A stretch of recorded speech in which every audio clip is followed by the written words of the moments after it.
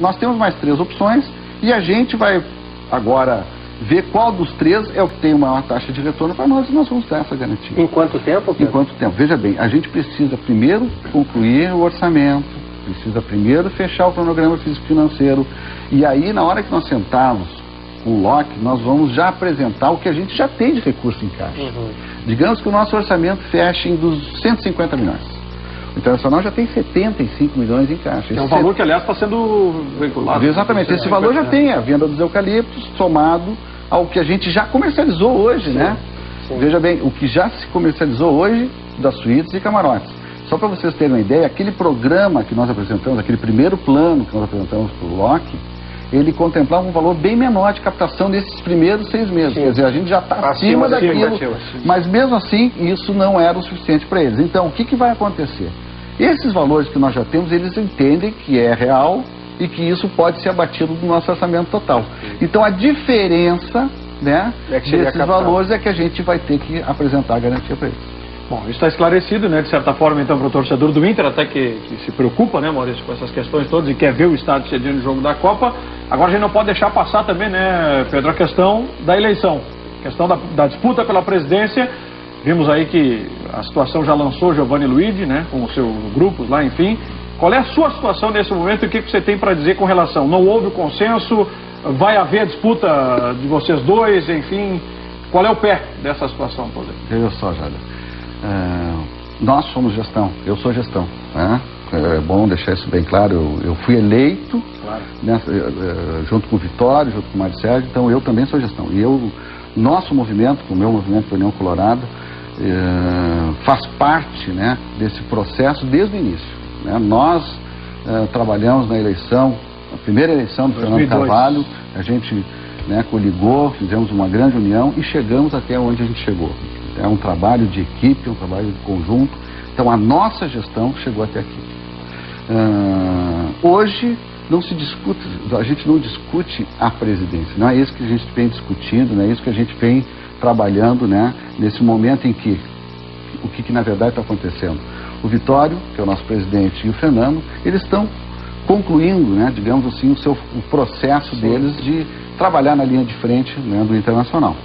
Então é natural, né, que a partir do momento que esses dois grandes líderes pretendem se afastar, que as coisas têm que ser de uma forma ou de outra reorganizadas, rediscutidas. Por quê? Porque além do desgaste desse tempo todo de trabalharmos juntos, isso é natural, né, essas duas grandes lideranças que faziam com que tudo ficasse aglutinado estão se afastando, e aí a gente tem que ter, né, um rearranjo, digamos, de tudo isso. E é isso que a gente está discutindo. Né? A gente não discute se o Pedro tem que ser presidente ou o Giovanni, se um tem que ser primeiro ou o outro segundo. Não é isso. O que a gente discute é, assim, de que forma os movimentos possam permanecer ativos e sobreviver nesse processo todo.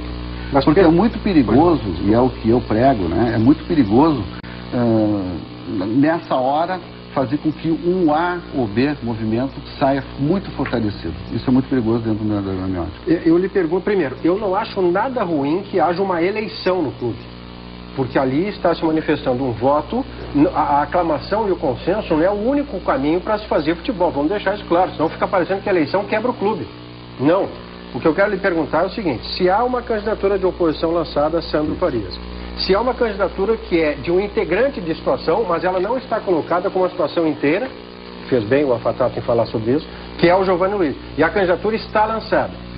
Nesse momento, o seu projeto é lançar a sua candidatura, ou o seu movimento lançá-lo, porque o seu nome é que está sendo cotado, ou isto não está definido? Não está definido. Nosso movimento continua ainda trabalhando na linha, né, de a gente ter um consenso, um nome único só da gestão. Eu acho que esse é o modelo melhor para esse momento, até porque nós já temos um movimento de oposição e na situação a gente é que está tendo essa dificuldade, né, de compor, digamos, a forma como a gente vai continuar trabalhando. Eu continuo particularmente trabalhando diretamente nisso, eu, Fernando, Vitório, enfim, as pessoas que estão muito conscientes com a responsabilidade, por isso a gente está trabalhando ainda no sentido de evitar que haja duas candidaturas de situação. Mas o lançamento da candidatura do Giovanni não acelera ou precipita de alguma forma isso? Não, eu acho que a forma como as coisas vêm acontecendo,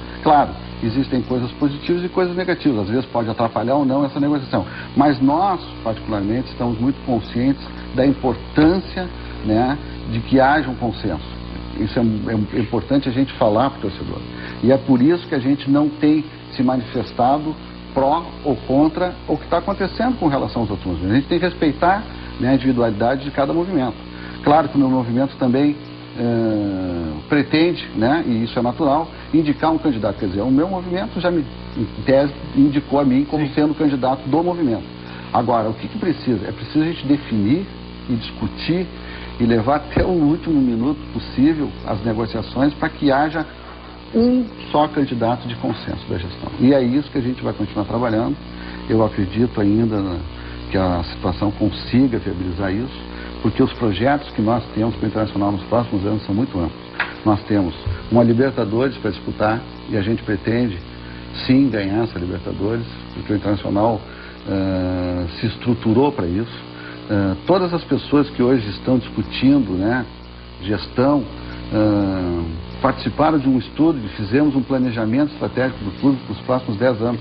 Se nós pegarmos o que a gente discutiu nesse planejamento, mostra que tudo que a gente vem, né, debatendo, a reforma do complexo, a reestruturação do patrimônio, a necessidade de ter um time extremamente competitivo, a captação e a continuidade crescente que a gente tem que ter no sentido de ter um orçamento ultrapassando a barreira dos 200 milhões, isso se faz com tudo isso junto, com tudo isso somado e com muito comprometimento. Então não é hora de dividir, eu acho que é hora de somar, e eu peço encarecidamente que todas as pessoas que têm a responsabilidade e têm o poder de poder resolver isso, parem, pensem e vão fazer com que o Internacional continue crescendo dessa forma contínua e crescente. Perfeito? Perfeito, esclarecedora a entrevista aqui com o Pedro Affatato em todos os sentidos, né, para o torcedor do Inter que vai passar por esses processos todos, primeiro a eleição, a questão das obras também lá para que o Inter possa sediar os Jogos da Copa do Mundo, Beira-Rio especificamente.